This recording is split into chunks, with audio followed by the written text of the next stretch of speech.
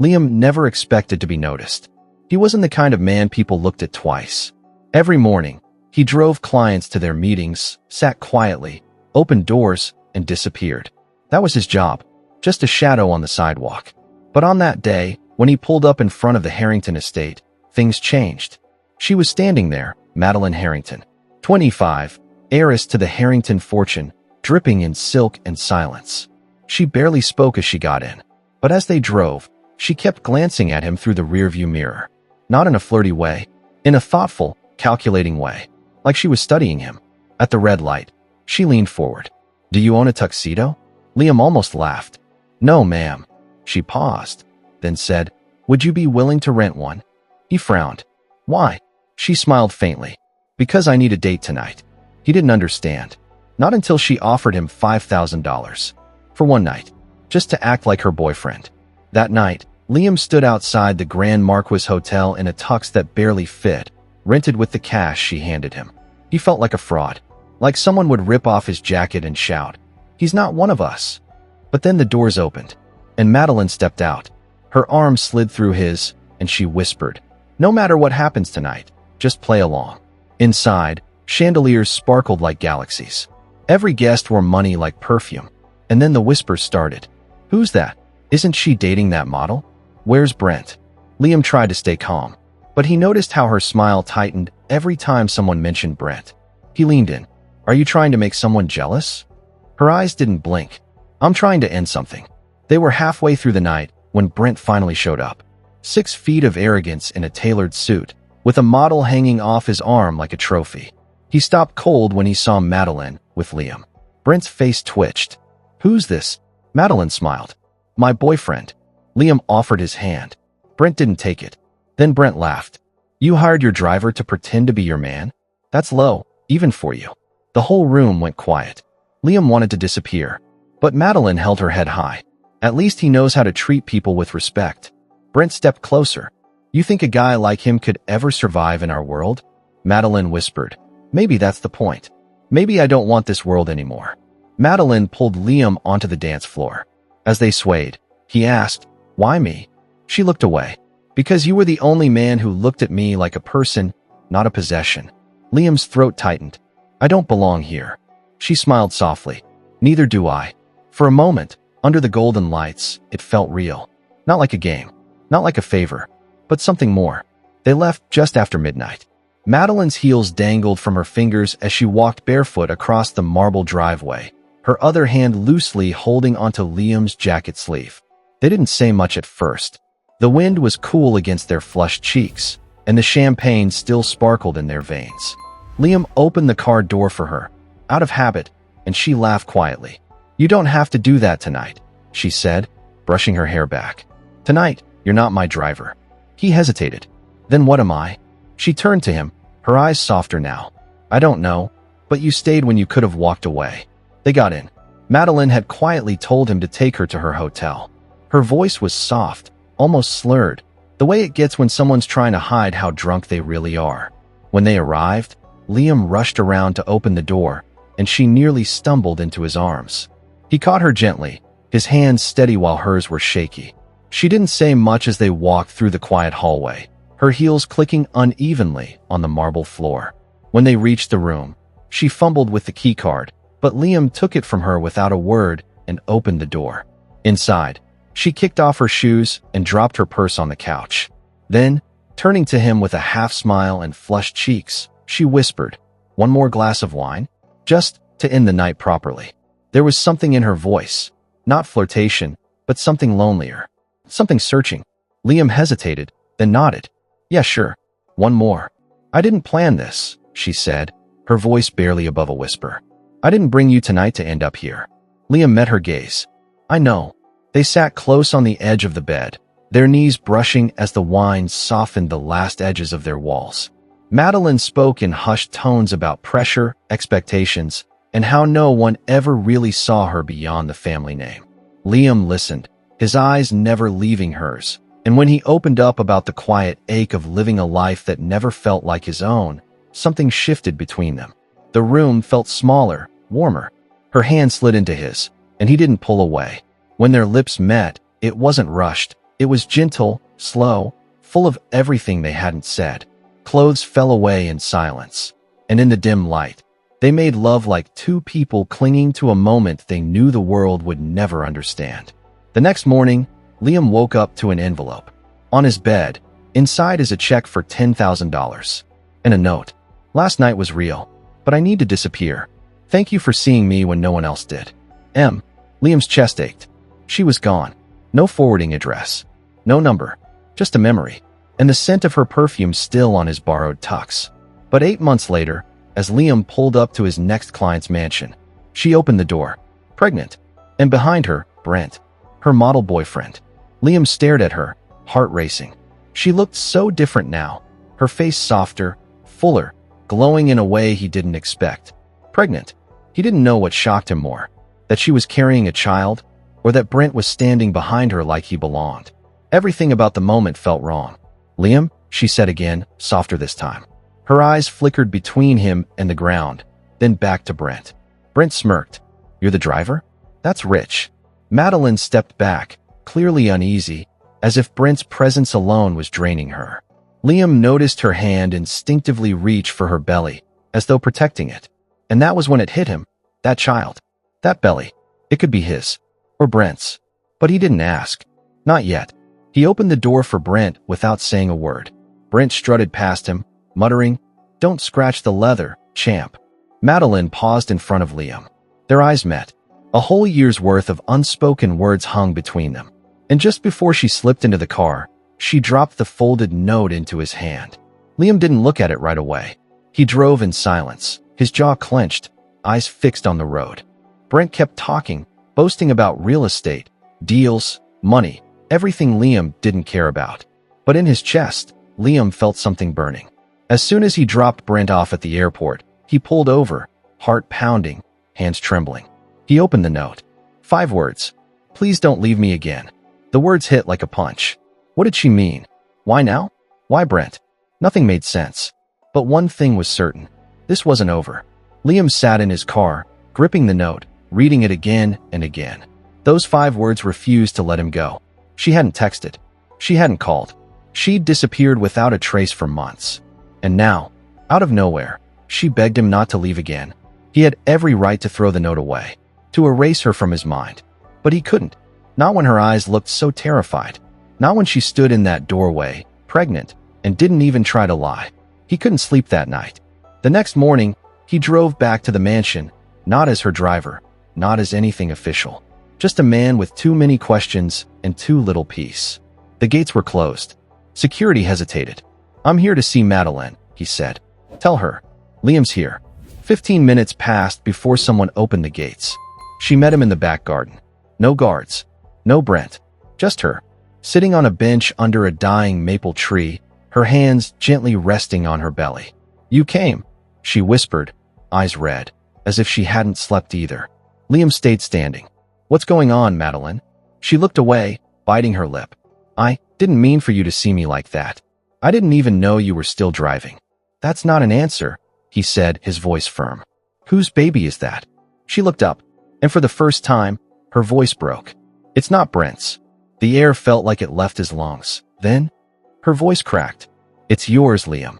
Liam staggered back, the words echoing in his mind like a crashing wave. It's yours, Liam. Everything around him went quiet. The birds, the breeze, even his thoughts. Madeline was watching him, tears pooling in her eyes, her hands trembling over the curve of her belly. I didn't want it to happen like this, she whispered. I didn't even mean for it to happen at all. Liam opened his mouth to speak, but nothing came out. When I left that night after the ball, I was scared, she continued.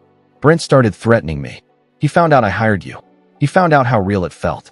And then, I found out I was pregnant. He finally found his voice. Why didn't you tell me?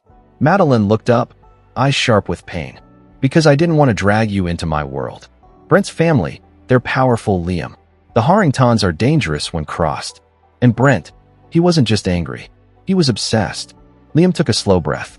So, he forced you back into his life. She nodded. His father made a deal with mine. Told them if I didn't publicly reconcile with Brent, our stock would crash. Our family would suffer. My mother begged me to go along. Her voice trembled. So I pretended. For the company. For safety. But I never stopped thinking about you. Not once. Liam stepped forward, his chest rising with something between rage and heartbreak. You should have given me the chance to fight for you. I didn't think you'd want to, she said, eyes falling. I thought you'd hate me. Liam looked at her. At the woman who had been forced to become someone else. I don't hate you, he said softly. I hate what they did to you. Madeline glanced over her shoulder before standing up slowly. We shouldn't be talking here, she whispered. The staff. Brent's people. They report everything. Liam looked around the garden. Suddenly, every shadow felt like a spy. Come with me, she said, motioning toward a narrow path behind the greenhouse. There's a place where they can't hear us. They walked through thick hedges and past marble fountains until they reached a rundown shed hidden behind a wall of ivy. She unlocked it with a rusted key from around her neck. Inside, it was dusty and cold, but quiet. Safe. This used to be the old groundskeeper's quarters, she said. My hiding spot. No cameras. No eyes. Liam leaned against the wooden wall. Madeline, if that baby is mine, I have a right to be part of your life. Both of your lives. She looked at him, her eyes softening. I want that more than anything. But it's not that easy. What's stopping you? Her lips quivered. Brent knows it's not his. But he's using me for appearances. For business deals. For control. And if I break things off, if I even try, he's threatened to take everything. Including the baby. Liam's jaw tightened. He can't take your child. That's not how this works. He has lawyers. Money. Influence. I've already been warned. Then she reached into her coat pocket and pulled out a small flash drive. I've been recording him, she whispered. Everything. His threats, his conversations with his father, the blackmail. Liam took it slowly. What do you want me to do with this? She looked him dead in the eyes. Expose them. Liam stared at the small black flash drive in his palm like it was ticking. It felt warm. Heavy. Dangerous. You recorded them? He asked, keeping his voice low even though they were alone. Madeline nodded, her eyes fixed on the closed door of the shed. Brent doesn't know. His father doesn't either. But every time they slipped up, every time they said something they thought no one would dare use against them, I made sure to keep a record. Why me? Liam asked. Why give this to me? She looked at him, a shaky breath escaping her lips. Because I trust you. And because I can't do this alone anymore. You're the only person who ever treated me like I was more than just a name, more than a pawn. Liam slid the flash drive into his jacket. He already knew what this meant. He was officially involved. Not just emotionally. Not just as a father. But now, he was a threat to the Harrington family. Okay, he said, his voice steady. I'll listen to it. I'll figure out what's on it. But you need to be careful. Don't do anything that makes them suspicious. Madeline reached out and touched his hand. You don't know how long I've been waiting to hear those words. But as they stood there, a noise, soft but sharp, snapped the moment in two. A twig. Outside the shed. They froze. Liam rushed to the door and yanked it open, but the garden was empty. Still, he had the horrible feeling that someone had been there.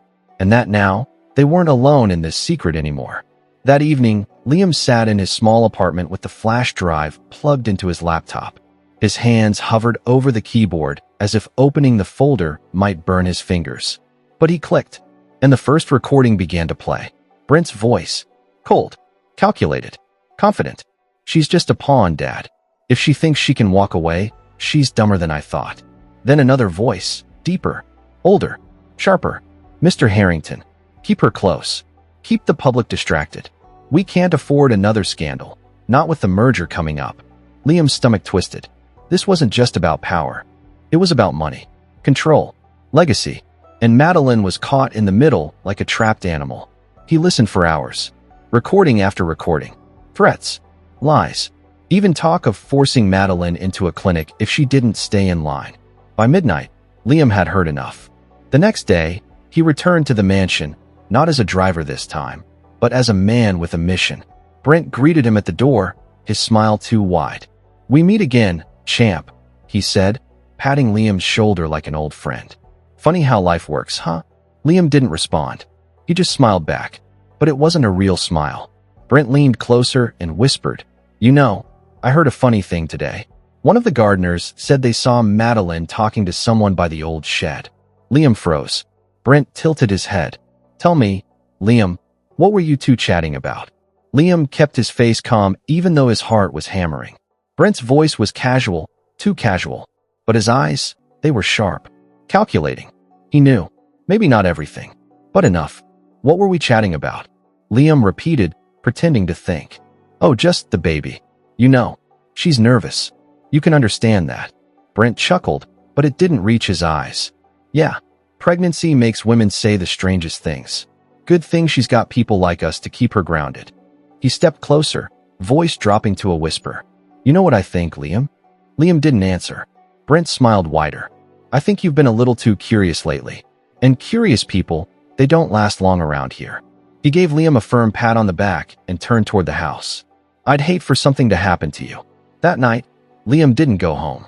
He drove straight to a contact. His cousin, Jordan, a junior investigative reporter who'd been chasing big fish for years without a bite. When Jordan heard the recordings, his eyes widened like a kid at Christmas. This could burn down everything. But I need you to keep Madeline out of it, Liam warned. She's not the villain here. Jordan nodded. I'll protect her name. But Brent and his father? They're done. They made a plan. Liam would confront Brent publicly, make him react, while Jordan's team went live with the evidence. They would corner him from both sides. But before any of that could happen, Liam returned to the mansion one last time. He needed to see her. Madeline was in the nursery when he found her, rocking in a white chair, hand on her stomach, looking more peaceful than he'd seen her in weeks. But when she saw him, she stood immediately. I was scared you wouldn't come back, she whispered.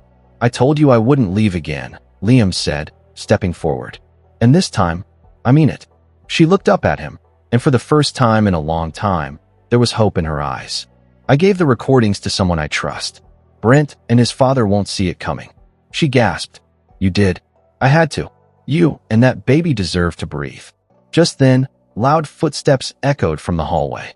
The door burst open. Brent, furious, holding Liam's jacket in one hand and a printed photo in the other. A photo of Liam and Jordan. Together. From hours earlier. You think you're smart? Brent shouted. You think you can expose me? Liam stood tall. No, Brent. I already did. And at that exact moment, Jordan's article dropped. Across every major news outlet, every screen, every social feed. Exclusive, secret recordings expose Harrington family's threats, lies, and exploitation of heiress. Madeline's face was blurred. But Brent's wasn't. Nor was his father's. The fallout was instant. By midnight, the Harrington stock was plummeting. By morning, Brent's father had resigned. By noon, Brent was escorted from the mansion by security, screaming. Madeline stood by the window, watching it all unfold. Liam stood beside her, his hand wrapped around hers. You're free now, he whispered. Tears rolled down her cheeks. No, we're free. Months later, in a quiet hospital room, Liam held his newborn daughter in his arms. He looked at Madeline, smiling, peaceful, finally safe, and whispered, Welcome to the world, little one. You were born from chaos, but now you'll only know love.